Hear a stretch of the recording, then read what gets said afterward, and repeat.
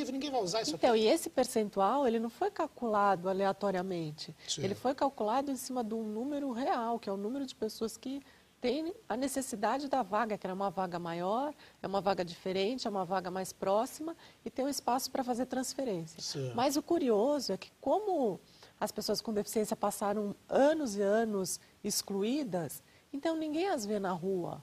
Por isso que vira e fala, pô, não tem, para que eu vou pintar essa vaga? E na verdade você tem que começar a oferecer os serviços para elas saírem de casa, exercerem cidadania. E desenvolver a consciência também. Né? Eu estava conversando com a Mara um pouco antes do programa começar. Quando eu trabalhei na Rádio Bandeirantes em 2013, a gente fez uma série de reportagens sobre acessibilidade. Inclusive feito pela jornalista Janaína Lepre, que hoje está na TV Globo. Uma matéria muito boa. A Mara participou dessa muito matéria. Foi bacana. com ela a shoppings para ver como é que era a acessibilidade. A gente ia cobrar dos shoppings, né? Depois foi feita a matéria, depois de um mês a gente voltou lá para cobrar dos shoppings algumas coisas. Coisas simples, por exemplo, de colocar número em braille nos elevadores. E a gente descobriu à época que tinha gente que ia de malvadeza e trocava os números no painel do elevador só para o deficiente visual descer no andar errado. Olha que absurdo chega a maldade do ser humano. Você começa a ouvir histórias de deficientes visuais, você fica indignado, porque uma delas é a questão do transporte, por exemplo, o ônibus.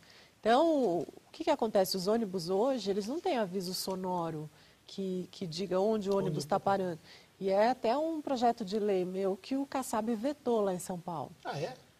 Que exigia aviso sonoro nos ônibus, mas eles estão tentando... No mínimo por lobby das empresas de ônibus aí, porque não queriam gastar dinheiro para botar isso aí. Eu cheguei até a falar com alguns, mas assim, nem estavam sabendo, e isso é uma tecnologia super barata. Porque os ônibus lá em São Paulo, eles já têm GPS, eles já têm onde se instalar a voz para fazer isso. É um investimento mínimo com uma repercussão, um impacto muito grande, porque não é só quem não enxerga, é quem não conhece também que gosta de saber onde está. Claro, claro. E as pessoas informam os cegos erradamente, mentem para os cegos, porque eles têm que ficar perguntando onde eles estão.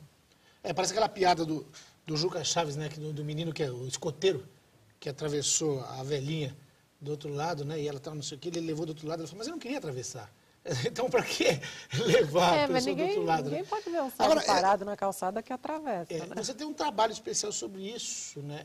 Sobre calçadas. E aqui na região, se a gente anda pelas ruas, a gente vê a falta de consciência de uma parte considerável da população. Muitas vezes, o morador não sabe que a calçada é de responsabilidade dele e não do poder público, que ele pode ser multado se ele mantiver a calçada em condições precárias de uso. Se alguma pessoa, por exemplo, por um piso muito escorregadio, tropeçar ali, se machucar, pode até processar o dono da casa por isso. Não, é bem capaz degraus. Que ele olhe a calçada dele em mau estado e fique xingando o prefeito. Pois é, acho que o prefeito tem que fazer. Como é que é esse teu trabalho com calçadas em São Paulo, aí na Câmara Municipal de São Paulo? Então, a legislação é bem semelhante, o proprietário do imóvel, lindeiro a essa calçada, é responsável por ela. Somente em vias estruturais, que são as grandes avenidas, que a prefeitura tem a obrigação de fazer. E o que eu fiz? Eu fiz uma lei que mudou uma lei do Jânio Quadros, lá de 88. Porque antes a prefeitura ela só podia fazer via estrutural, ela não podia fazer uma calçada numa via local, numa rua menor, por exemplo. E isso eu mudei na lei. A lei permite que a prefeitura faça calçada onde ela queira. E também obriga a prefeitura a fazer calçada em determinadas rotas, que a gente calculou essas rotas. Como São Paulo tem várias subprefeituras, são 31, então as rotas estão localizadas em todas as subprefeituras, pegando toda a cidade de São Paulo, e são rotas que concentram serviços, sempre em sinergia com o transporte. Então, na verdade, foi criado um plano diretor de calçada para fazer acessibilidade. E o prefeito, pela lei, hoje ele tem 600 quilômetros de primeira etapa para reformar a calçada. Isso obriga o prefeito a fazer isso? Obriga o prefeito a fazer. A investir nisso aí. Nessas rotas. E ele cobra depois do morador? Não, não cobra do morador? Essa especificamente não. Tá. Ele faz e aí o paga. objetivo é o quê? Deixar ela nivelada para evitar aqueles degraus enormes que às vezes as pessoas nivelar, fazem? tirar degrau, uniformizar o piso. O piso aprovado para esse programa é o concreto moldado em loco, Que assim, é clean, é limpo, é igual o piso novo da Paulista. Certo. E assim, as guias devem ser rebaixadas, isso é obrigação da prefeitura, com um piso tátil de alerta, que é aquele piso com bolinhas, para o cego saber que ali é uma emergência, ele tem que parar, Certo. que é a faixa de travessia. É. Calçadas que têm mais de 2,5 metros de largura, tem que ter piso tátil direcional também, que são aqueles feixes paralelos que levam o cego de faixa de travessia a faixa de travessia.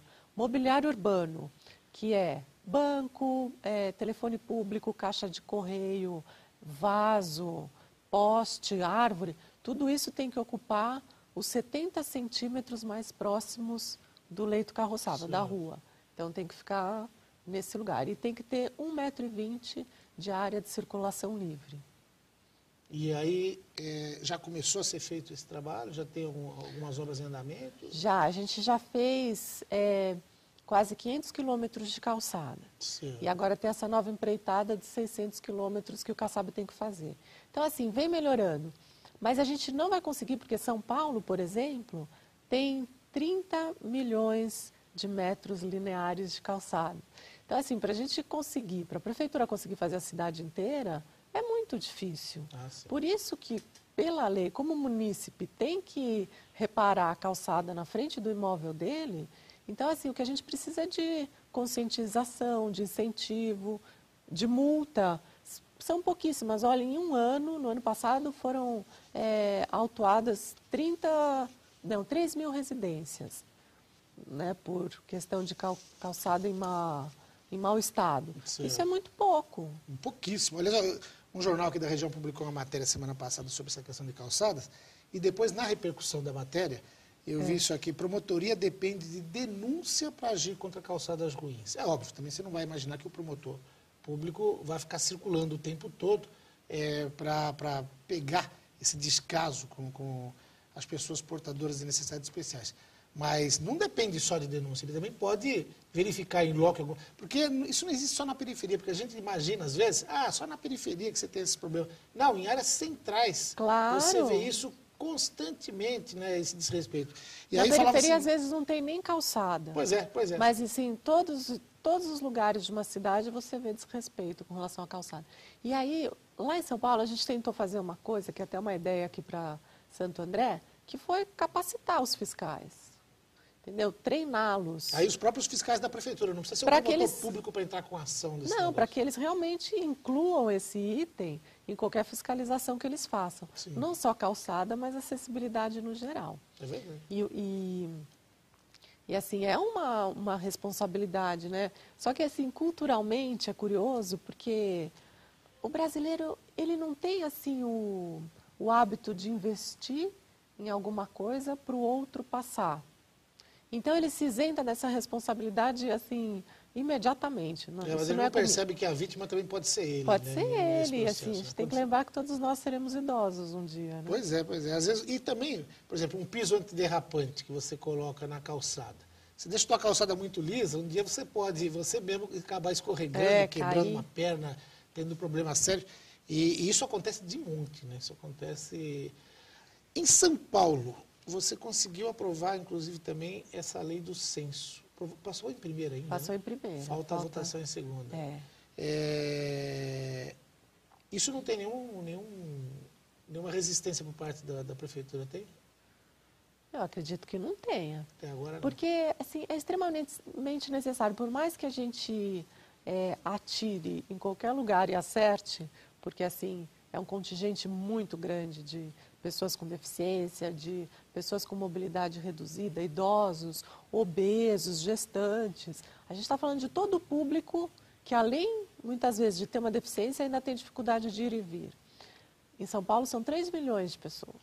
3 milhões? 3 milhões de pessoas no município. Quer dizer, 30%, quase 30%. É muito grande. E a gente não sabe exatamente como elas vivem, o que acontece na vida delas, qual a exata deficiência que elas têm, porque o Censo 2000, ele mediu um pouco.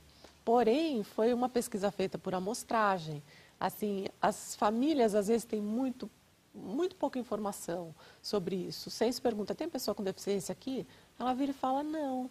Porque o filho, sei lá, está na cama, então é doente, entendeu? Não é deficiente. Então, a gente quer fazer um censo para melhor trabalhar esse grupo. Por exemplo, em São Paulo, a gente ainda não tem toda a frota de